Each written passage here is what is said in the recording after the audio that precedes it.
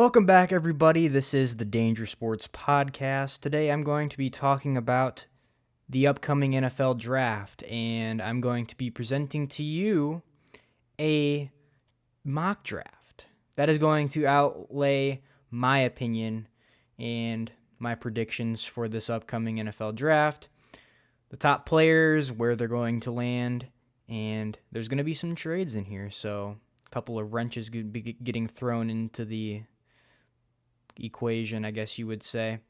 But without further ado, we should get started. So, with the first overall pick, the Las Vegas Raiders are taking the quarterback from Indiana, the Heisman Trophy winner, Fernando Mendoza, who has and will continue to be the only player that is mock draft to the Raiders at the number one overall pick.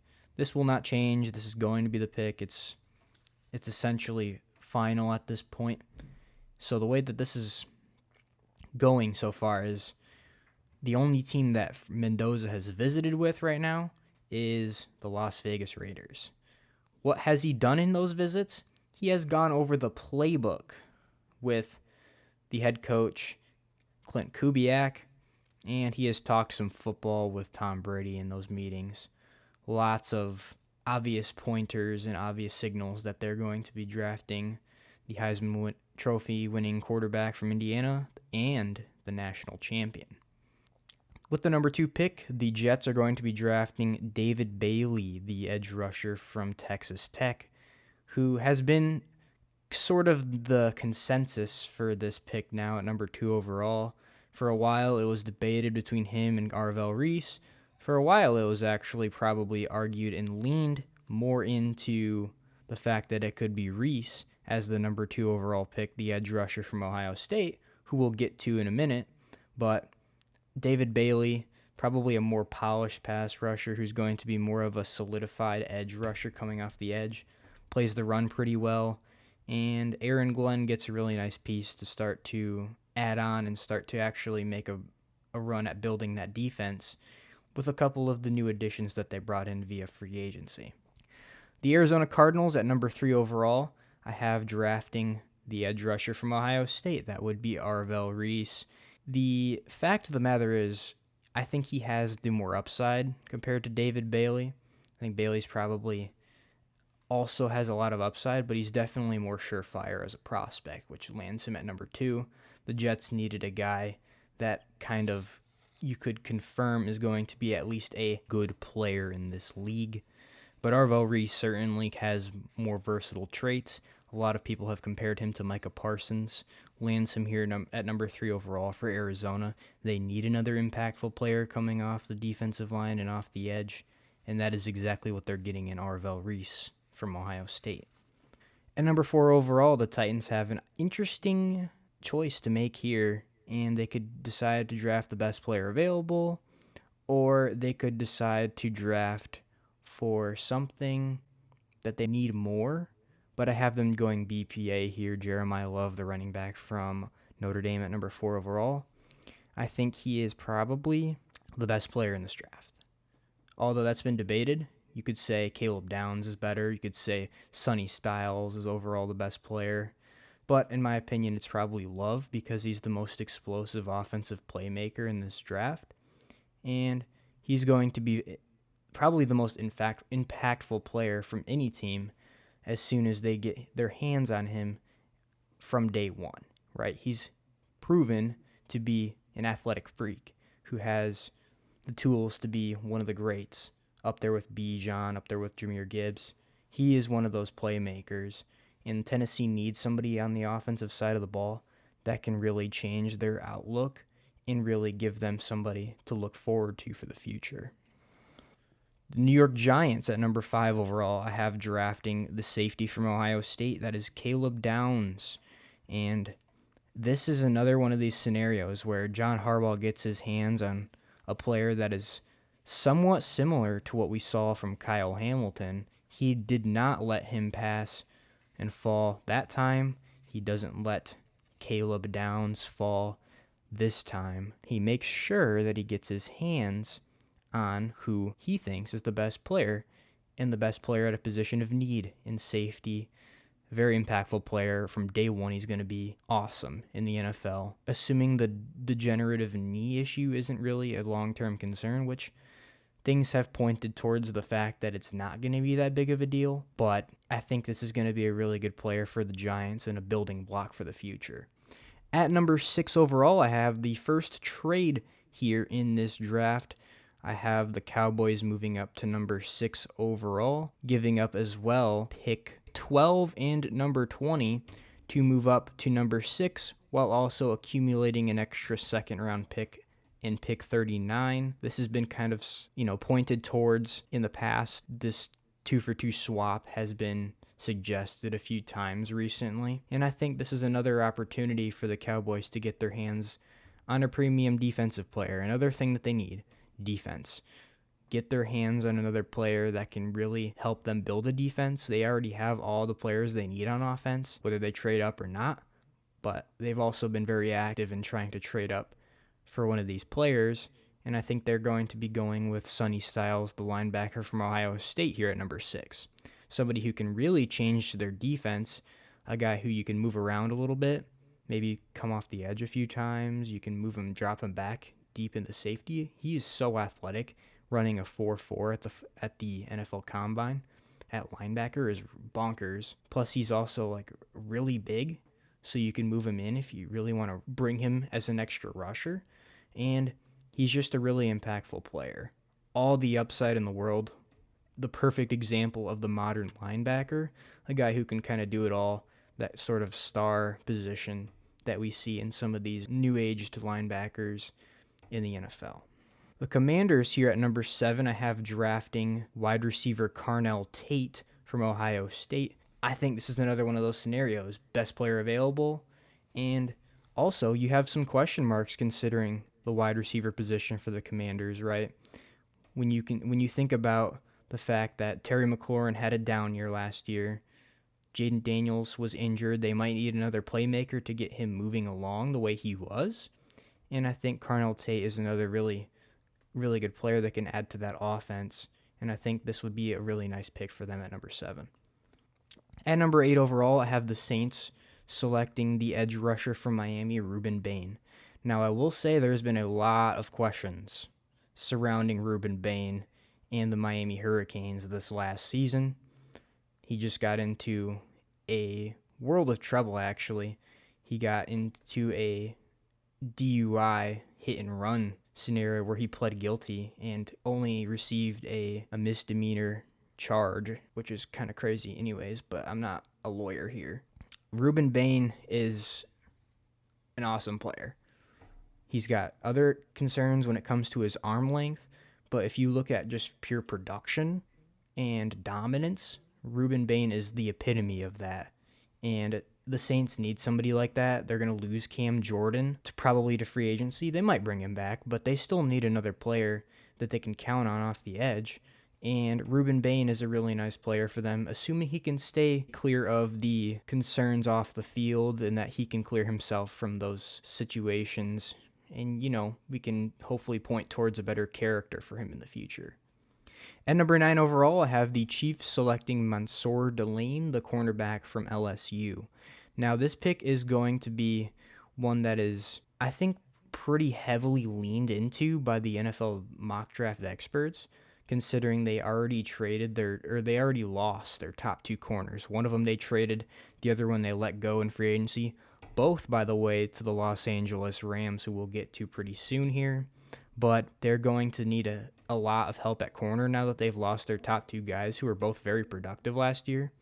And Mansour Delane is going to be the top corner drafted this year, barring something unforeseen. Maybe Jermod McCoy gets taken higher for some reason. Some team falls in love with the physical traits in the previous production. But I think Mansour Delane is probably the more proven commodity, and he gives you a lot that you might not be able to find later in the draft. It's not as deep as a position, right, as you would see from the edge position, which they need also, or the wide receiver position. You could also draft into the second round or later in the first if you really wanted to, if you're Kansas City. My personal opinion is they don't necessarily need wide receiver as much as some people think. As long as Rashee Rice can make sure that he stays healthy and clear of the off-the-field concerns and previous mistakes he's made, I think the Chiefs are going to be pretty set at that position. Maybe they'll definitely need to add one later in the draft, but I don't think that's something that they necessarily need to force early on in the draft, as opposed to corner, which is a position that they really have lost this offseason. And I think Delane is another opportunity for them to get a little bit better. The Giants at pick number 10, after recently trading up from the Bengals, who have received Dexter Lawrence, are going to be drafting the wide receiver from Arizona State, that is Jordan Tyson. And the crazy thing about this is I don't think Tyson goes until like pick 14 if this trade doesn't happen. I think Mekhi Lemon probably goes higher in this scenario before this trade happened.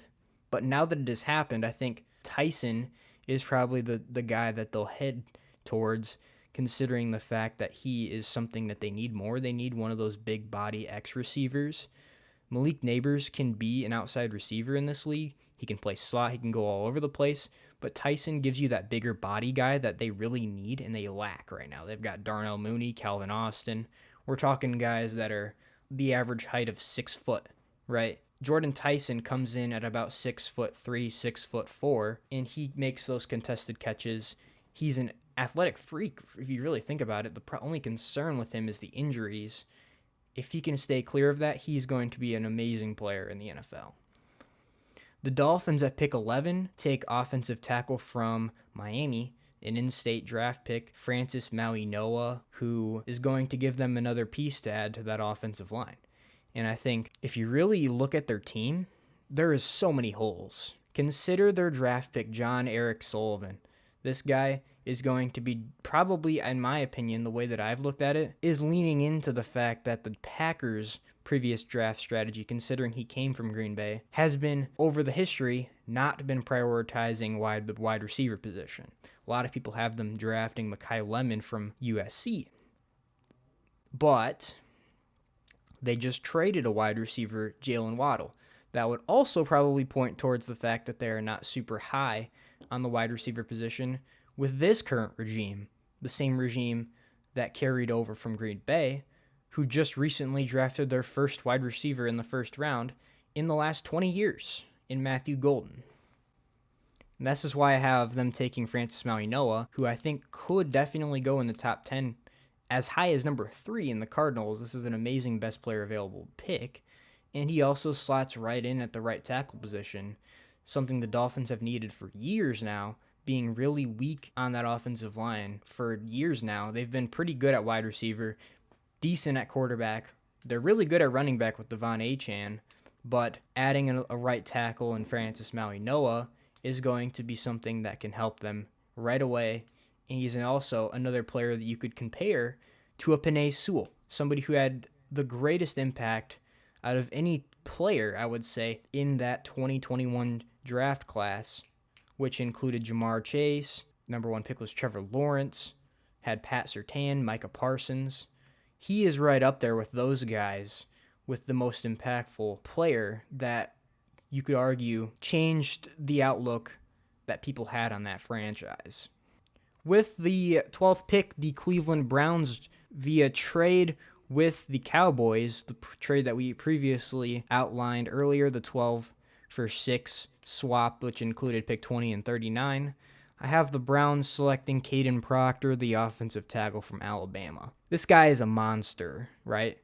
Slots right in at left tackle. If you look at their O-line, it's actually pretty good outside of the left tackle position. They have a lot of holes on that team, on that offense, really particularly. Caden Proctor is somebody who is a fascinating player, right? Huge guy, amazing athlete for his size, has continued to produce at a higher level. I think a lot of people are going to be scared off by his size and probably think that he's, maybe he doesn't care about football. There's some of those concerns that have came around for him. But I think, honestly, a lot of teams are going to overlook that. I think he personally is a really good player. Could go earlier than some people think. That's why I have him going at 12 to the Browns. The Rams sit here and draft potentially the best receiver, in their opinion, player they've been connected to a lot in the past, Mekhi Lemon. And the Rams don't really have a ton of weaknesses right now.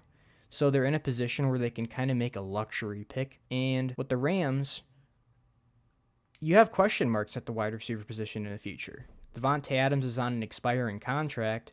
He's up there in age. Great player, but he's not going to be getting any better any sooner. So adding a Mekhi Lemon, somebody who actually kind of plays similarly to the play style of Adams, you can kind of slot right in there right away as the wide receiver 2 or maybe even 3, considering how good Adams could be. Also, you could just consider it a opportunity for him to develop and just refine his route tree, which he's already really good at. He has a lot of potential in the NFL. Feels like a really good fit for the Rams. At number 14, I have the Ravens selecting, I'm probably going to butcher this name, Vega Ione, the guard from Penn State, who has been considered one of, if not the best offensive linemen in this draft. Some could say he would fall into the 20s. He could go as high as pick 10. Now, the thing is with Ione is he plays guard. He's only a guard, and he would probably go up there towards the top of the tackles if he could play that position. But the fact that guard isn't as much of a premium position, he is probably likely to fall a little bit further. Now, I do have him on the higher end of his projected range, which is at pick 14, and I also think this is a really good pick for the Ravens, who had some struggles at the offensive line position last year. Lamar got hurt. They couldn't run the ball as well. There were some concerns there. I think this is a pick that can really help them right now and for the future as well. Somebody who they can really look at and say, this guy is going to help us right away. Not only that, he's going to help us do the things we want to do as an offense, right? Run the ball with Derrick Henry. Be able to do some creative things with Lamar Jackson. And their first-year offensive coordinator, Declan Doyle from Chicago, they loved to run the ball last year. I think they're going to probably lean on that a little bit more with the Ravens, and I think that's going to be a good fit for them at pick 14. Now, the Bucs are in sort of an interesting position here at pick 15. A lot of people have them taking Kenyon Sadiq. Other people have them taking Keldrick Falk, but I think the consensus pick more so is Akeem Mesidor, the edge rusher from Miami. And this is the second of 2 edge rushers from Miami, the third player from that university to go here in the first round of this draft. I think Mesidor is going to be an intriguing prospect. Fascinating considering he's going to be 25 years old at the start of this season, which is sort of a difficult thing for teams to look at when considering Mesidor. At times he was even more dominant than Bain was, but I think considering his age, he'll fall a little bit. Some people have him going into the 20s, the late 20s. Some people have him here at 15. Some people even have him a little bit earlier. I think 15 is probably closer to the range for him. I think some teams are going to look at the board and say, oh, we have Keldrick Falk, we have Akeem Mesidor. Keldrick Falk's younger, but he's a project. Let's just get that out of the way. He's a project. Hasn't produced at the higher level like Mesidor has over his college career. Now, Mesidor does have injury concerns that Keldrick Falk doesn't, but he does not have any concerns when it comes to production. 12.5 sacks last year, 17.5 TFLs. This guy is as good as it gets for college edge rushers. The question is that going to carry over to the NFL, where his second contract will come at 30 years old, which is another concern for teams. Like, how are we going to give this guy a second contract when by the end of the second contract, 9 years into his league, he's going to be 34? Is he going to be good at that point in his career? I don't know. You take a guy like Keldrick Falk, for example, he'll be 30 by the end of his second contract. Assuming that's a 4-year contract, right? He'll be 30. Falk will be 25 by the end of his rookie deal. It's a completely different thing, but Mesidor is the more proven player. At number 16, I have the second trade here. I have the Eagles moving up here with the Jets, and I have the trade. The Eagles are going to be receiving pick 16 here in the first round, while the Jets are going to be getting pick number 23, as well as their third round pick this year. So I have them selecting the offensive tackle from Georgia. That is Monroe Freeling. Very intriguing player. Might need to develop a little bit in the NFL, which is a great position for him to land in Philadelphia. A position where right now they don't really have that much of a concern, but you got a really old Lane Johnson over there on the left side who's, I think, 38 now, about to retire anytime now. Monroe Freeling is one of those players who you can sit for a year, and then you could be really comfortable playing him in a year or playing him in a pinch, considering Lane Johnson could get hurt like he did last year. I think that's a really good player and a really good pick for them. And they're going to have to move up because I think the Lions at number 17 are going to take him if you don't, right? The Lions are going to draft him. If you don't make that pick, they have an even bigger hole at left tackle. And you're going to have to jump in front of them if you want one of those guys that are, up there in the draft. So that's what I have them doing here with the Jets. The Jets add another pick, and, they need more picks because their team is sort of a disaster. If you look at their depth chart, they have so many holes, and another one that could be filled here was with their third-round pick that they're adding here from the Eagles, and Roseman, who loves to trade up or trade down. Howie Roseman loves trades. This is another one. At pick 17, I have the Lions taking their backup option, their tackle that they would take if Monroe Freeling was gone. I have them taking Spencer Fano. Now, the thing is, the Lions have said that they're considering moving Sewell to the left side. I do think in this scenario they would have to move Penei Sewell to the left. Fano has played only right tackle in college, and there's no reason to say that that's not going to continue.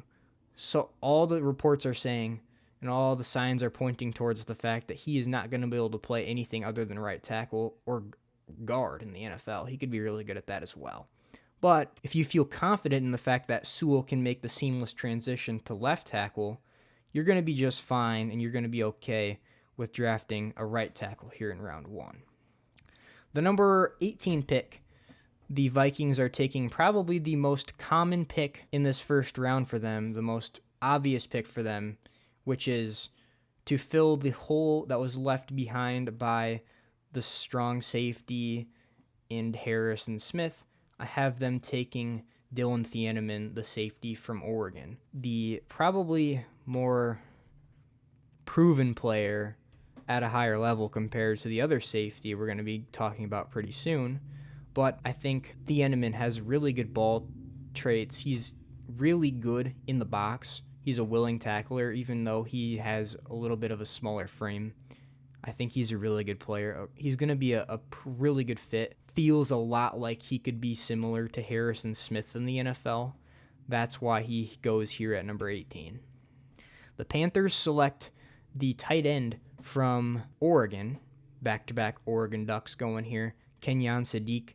They get another playmaker, which they probably do need, considering the fact that if Teteroa McMillan were to get injured, they would have absolutely nothing else on that offense other than like Jalen Coker and the running backs, like Chuba Hubbard, which is not a lot to work with, considering the fact that other teams in the NFL, other teams in that division, like the Buccaneers, have guys like Ibuka. They've got other commodities at wide receiver 2 through 4, while as they have Teteroa McMillan. Jalen Coker's a decent player. He could be 2. He's fine as a wide receiver 2. You like him as a 3. But really, they need another weapon on that offense, and I think that Sadiq is a really nice player. I would say the best player here still, the best playmaker on the offense. Here at pick 20, this pick is going to the Browns from that trade we talked about earlier, the 6 for 12 pick swap, where the Browns are going to be selecting Jermod McCoy. Now, this might not be their biggest need, but if you look at the production from Denzel Ward, their top corner last year, it wasn't quite as good as we thought it could be. But it's also an opportunity for them to get even better on the defensive side. Now, they have 3 first-round picks with this trade, and they're going to take advantage of that. McCoy's the best player available here. The Browns in the last couple years have actually kind of killed the draft. They did that by taking the best players available. Obviously, they took Dylan Gabriel in the 3rd round, which was interesting. But overall, they've been really good in the draft the last few years, and they continue to do that here with a guy like Jermod McCoy. At pick 21, I have the Steelers taking the only wide receiver that has visited with them in this pre-draft process, that is Denzel Boston from Washington. Now, I think he would be a very similar player to DK Metcalf, which is a little bit, concerning because maybe you don't want to have two of the same player, right? They're not the same player. But if they don't want to extend Michael Pittman, they don't want to give him more to his contract, which is already pretty expensive, and they want to move a guy like him to the third option in the wide receiver depth chart, this makes a ton of sense. Don't force a quarterback pick. Don't force Ty Simpson, right? Just take a guy who you think is going to impact your team, and that's Denzel Boston. I think they'll figure out the quarterback position either later in the draft, or they can approach it with the thinking that they're going to still keep Aaron Rodgers going into next season.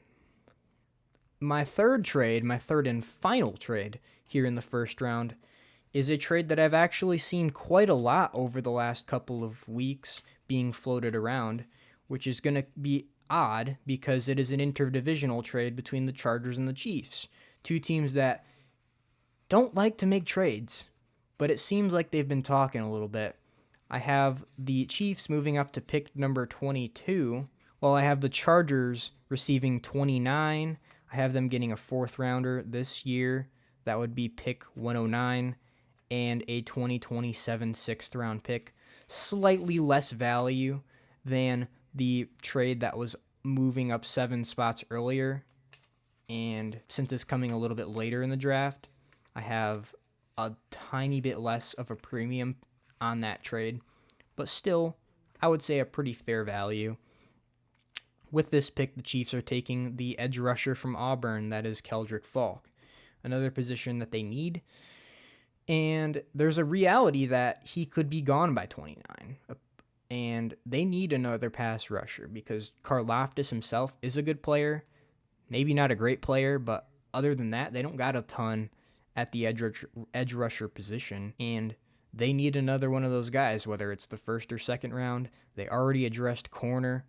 They addressed running back in free agency. I think they're going to fill another really important hole here with Keldrick Falk, a guy who they can sort of take a chance on and afford to miss. This is a player that can really change their defense if he hits, but if he doesn't, it's not going to be the end of the world. At 23, I have the Jets in their trade down with the Eagles selecting Ty Simpson. Now, once again, this is a mock draft, this is a prediction, not necessarily what I would do. Now, do I think Ty Simpson is a first-round talent and a very good quarterback prospect? Not necessarily. I think he is definitely a day 2 caliber player, definitely has traits that could make him a future franchise quarterback, but he's not necessarily one of these guys that you would run to the table to draft. He's not one of these guys, he's not on the tier of Fernando Mendoza's, like maybe a Dan Orlovsky may think. But I just don't think that he is quite that caliber of a player. But I do think the Jets would make this pick. It is something that they need. They can sort of have a competition between him and Geno Smith. They have already said Geno's the guy, but if Ty Simpson outperforms him, they're going to have probably a big struggle trying to make sure that continues and they keep Smith at QB. But I think this is the Jets, right? They made a really good move earlier, not so good here. They made a really good trade, not such a great draft pick. At least they added a draft pick in this process. You have to keep that in mind. But quarterback, maybe not the greatest pick here. At pick 24, the third of the 3 first-round picks for the Cleveland Browns, I have them selecting the wide receiver from Texas A&M, Casey Concepcion. Now, I think this is probably a receiver that you can look at and be like, this guy's electric. This guy's going to go out there. He's going to get a ton of yards after catch. He's going to be able to really change the outlook of the offense if he hits.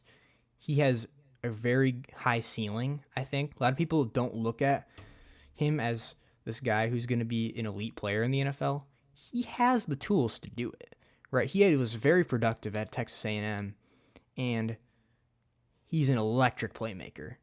Reminds me sort of a guy like Luther Burden from last year who fell to the second round.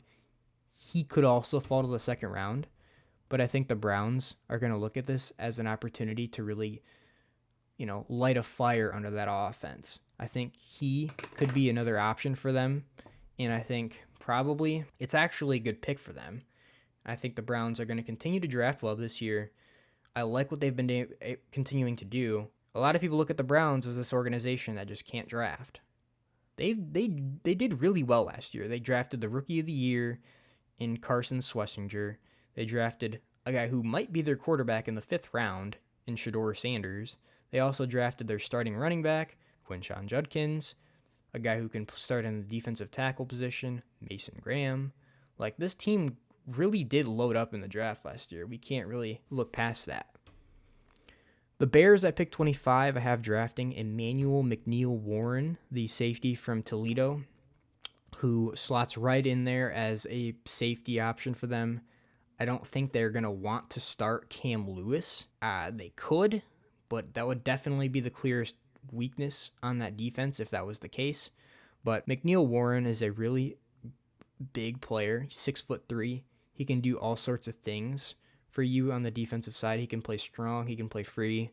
Maybe even a little nickel if you really want him to. But he's a really versatile player. He fits really well with what Dennis Allen wants in a defensive player in his secondary. The Bills at pick number 26, I have taking Jacob Rodriguez, the linebacker from Texas Tech, who could go as early as pick 25, could fall to the late second round because of his, people want to say he's like this non-athletic linebacker who took advantage of his competition in the Big 12. He tested amazing, near the top of every category for linebackers at the combine. Now, maybe he's not going to be as good in the NFL, but I do think he is clearly at least the 3rd best linebacker in this draft. He has a lot of physical tools that teams may not see. Other teams will see it, but I think he's not only a productive player, he's an athletic player too.